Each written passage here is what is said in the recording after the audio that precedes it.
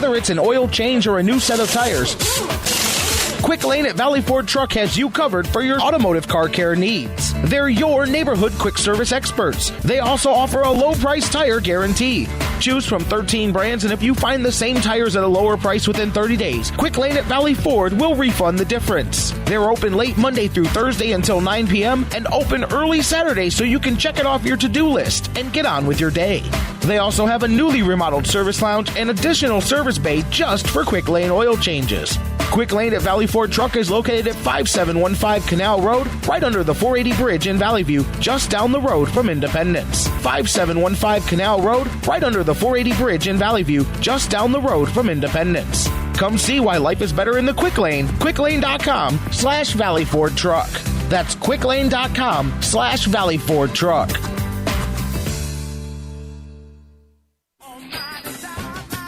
Business owners and professionals, do you want to take your business, your product, your team, your event to the next level? You want to advertise right here with the Sports Fix. Our listeners are among the most loyal listeners, terrestrial or internet. The Sports Fix universe is not only the radio show, but tens of thousands of fans on Facebook and Twitter. Email me, Jerry Myers, thesportsfix@AOL.com. That's thesportsfix@AOL.com. And let me help you swing for the fences and hit it out of the park right here on the Sports Fix. The Sports Fix is now available every day on the world's largest internet radio service, iHeartRadio. Download the free iHeartRadio app, subscribe to the show, and get your fix.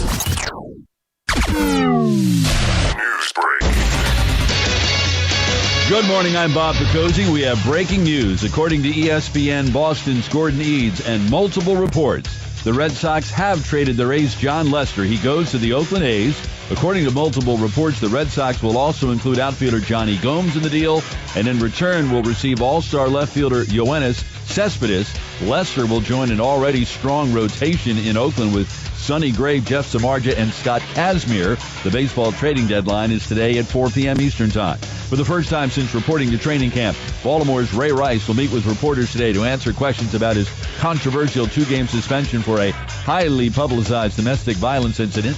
ESPN's Sal Palantonio with more on the story. I'm told by a senior team official that Ray Rice and his wife Janae have been undergoing couples counseling, supervised by General Manager Ozzie Newsome, by Director of Player Development Harry Swain, and by the team chaplain. You can hear the Ray Rice News Conference live at ESPN Radio and TV, scheduled to begin somewhere around the vicinity of 11:15, 11:30 Eastern. First round of the Bridgestone Invitational, Patrick Reed, the leader at 3 under through 4. Are you ready for football season? Get to Dick's Sporting Goods for the best gear. They have everything you need, including the latest cleats, apparel, and protective gear. Order online and get free shipping and returns on football cleats and apparel. Every season starts at Dick's.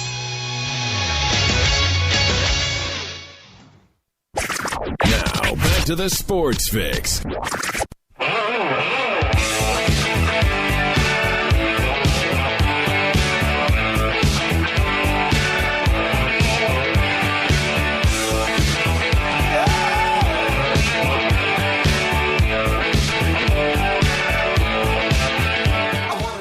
Welcome back to the Sports Fix Live, Hour 2, numero dos of the Sports Fix across the Sports Fix Radio Network. J-Rock, Jerry Myers back with you here in just a moment. Going to be joined by my man Doug Plagans from the Cleveland Gladiators and the Lake Erie Monsters.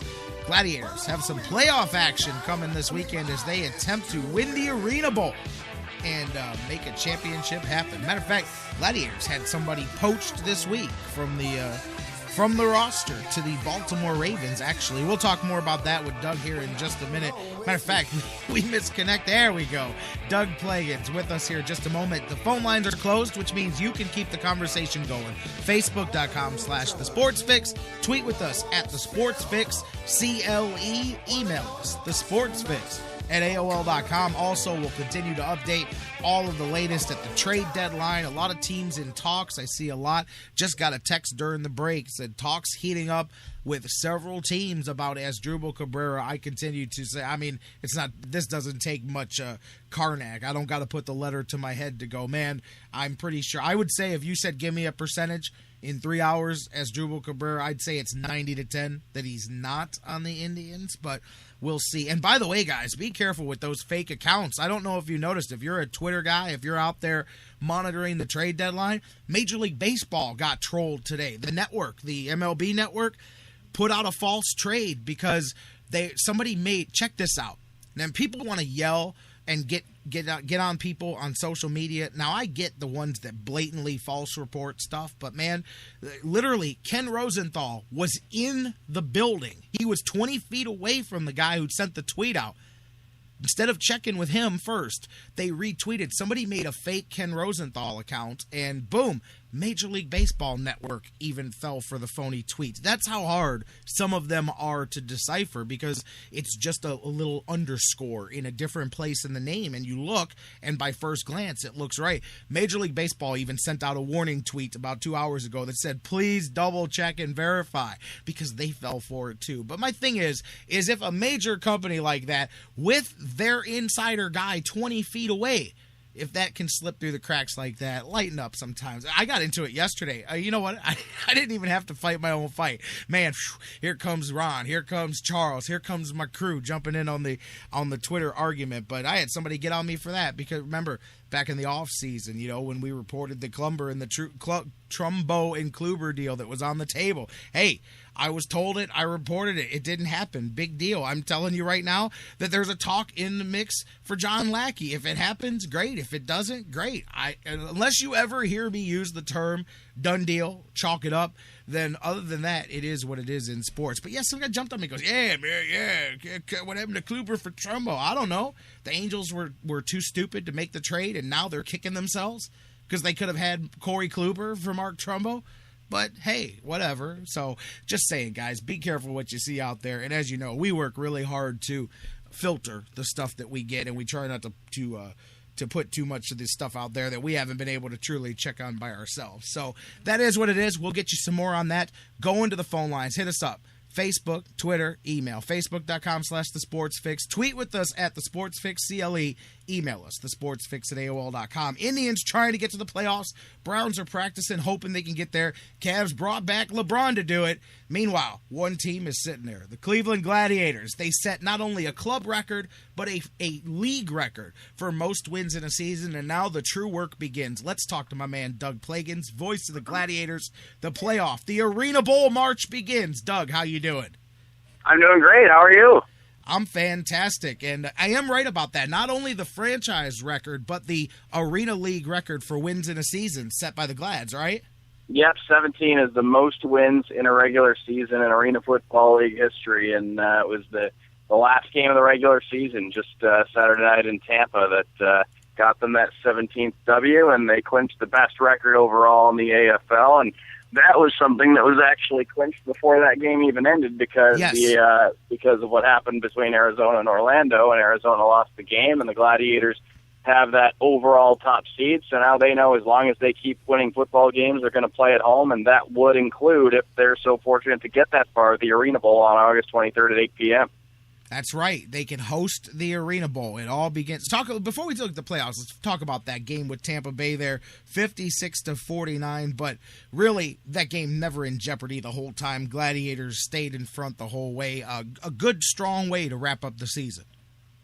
The Gladiators scored on all their possessions, and it was a game where, and I talked about it during the broadcast, the first team to make a defensive stop in that game was going to be the team that really took the upper hand, because it took a while for anybody to get a defensive stop. I mean, there was one stretch or one play, I should say, where the Gladiators came up with a fumble. Larachi Jackson recovered a fumble, a Tampa Bay fumble, and took it down inside the 5-yard line, had the ball knocked away, and Tampa Bay got it back in the end zone. So really, there wasn't any changing of the tempo in the possession battle on that particular play. It wasn't until the third quarter that there was a turnover on downs, and that's really what swung the game in the Gladiators' favor for the rest of it. But Tampa Bay wasn't really a beauty contest for them, but they managed to hang around in that game for a long time, up until the very end, really. And they took a few penalties that were costly late in the game. The Gladiators were just the team that made fewer mistakes. They scored on all their possessions, and that's what you have to do. They came up with the one defensive stop. That's what ultimately threw the game in their favor, and the Gladiators got that victory. And I'll tell you what, not only, like you said, they might have had it wrapped up but without having to finish that, but they did. They finished strong. The flip side to that, looking at your first round here, you've got Saturday coming up at 7 p.m. Philadelphia, they ended the season completely the opposite. Got rolled by Pittsburgh 64-34. So, talk to me a little bit the different. I know every game's an animal to itself, but obviously you'd much rather come in with momentum and more than just the last game for the Glads. But compared to the opposite side, kind of getting shelled, not exactly the way Philadelphia would have hoped to head into the playoffs. Not what Philadelphia wanted, but you can't put any stock into it. In the Arena Football League, trying to break down common opponents and common matchups and stuff like that, it just doesn't really add up. It doesn't really tell you anything. And when you really all you can look at, when you see the Philadelphia Soul, you look at a couple things. It's the fact that they played the Gladiators twice during the season. The Gladiators won both games, but both games came down to the final play of regulation time for the Gladiators to win those two games. So without a doubt, these two teams have shown they play each other tough. No reason to not expect another tough matchup Saturday. There's also the fact that Philadelphia went to the Arena Bowl each of the last two seasons with a large number of the players they've got right now. So, even though they go into the playoffs 9-9, they're really coming from the different direction of the Gladiators as far as this season goes. Their fortunes weren't quite as good as the Gladiators. The Gladiators won a lot of close games this year, especially those two against Philadelphia.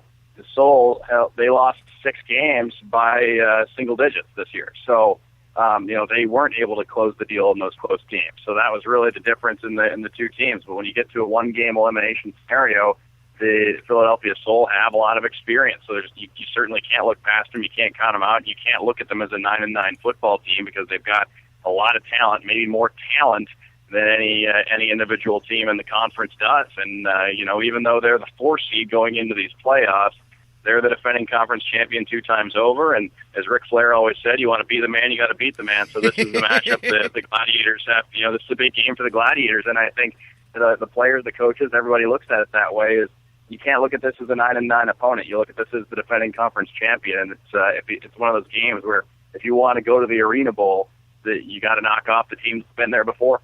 Exactly. Like you said, 17-1, 9-9, they look like such a stark contrast, but when you realize that maybe 120 seconds separates the difference between both of those two victories or losses for the Gladiators, between those two teams, really, it's a toss-up and anything can happen. And, of course, you look, like you said, you can't really look at the splits and stuff because on the road, a complete opposite for the Soul than the way they were at home. Yeah. 2-7 on the road, 7-2 at home. So, yeah, that plays in your favor, too. But at the end of the day, one play difference in those games, and the Gladiators could very well be 15 or 16-2 or 15-3. Yeah, you have those tight finishes. That was, like I said, the Gladiators were the team that won their close games. Now, at the same time, I think you look at it and you see what they were able to accomplish on the road to going 17-1 this season. The Gladiators won a lot of close games. They were battle-tested. There's no question about that. They've seen every possible scenario that can come up. They've had defensive struggles. They've had high-scoring affairs. They've had to go down to the wire 5 times this season. They went into overtime in one particular game. They've seen Philadelphia twice. If they see Pittsburgh in the second round, which is entirely possible, they're the hottest team in the AFL, having won 12 in a row to close out the year. If they see them in the second round, then that's a team they've seen 3 times this year. So on the American Conference side, probably not a whole lot of mystery for what could lie ahead for the Cleveland Gladiators. But at the same time, like I said, they're a team that's battle-tested. They've seen it all. And it all starts with the quarterback, Shane Austin, who's been, very poised. He's been very composed. The guy doesn't panic, and the rest of the team feeds off that because this team hasn't ever shown any sign of panic in any situation this year, and that's why they were able to come up with the victories they did in the closing seconds of 5 different contests. You talk about battle-tested, and I guess, Doug, this is a question for you. You may not know this either because it's Philadelphia, but I'm not that familiar with the overall rosters the last few years, but that term could be used to describe Philadelphia, having made Arena Bowl runs a couple of years in a row. I don't know how much of that group is still on this roster, but there's what's the old saying, there's no substitute for experience for having been there, and these are guys that have been through the playoff runs before. Oh, there's no question they're battle tested as well. Granted, they've gone to the Arena Bowl the last 2 years and come up short to Arizona in both of those games. The Philadelphia Soul have the same quarterback they've gone to the Arena Bowl with the last couple of years. Their number one receiver's the same. Their number two receiver, same they had last year. Their coach and their quarterback are very familiar with each other. A lot of guys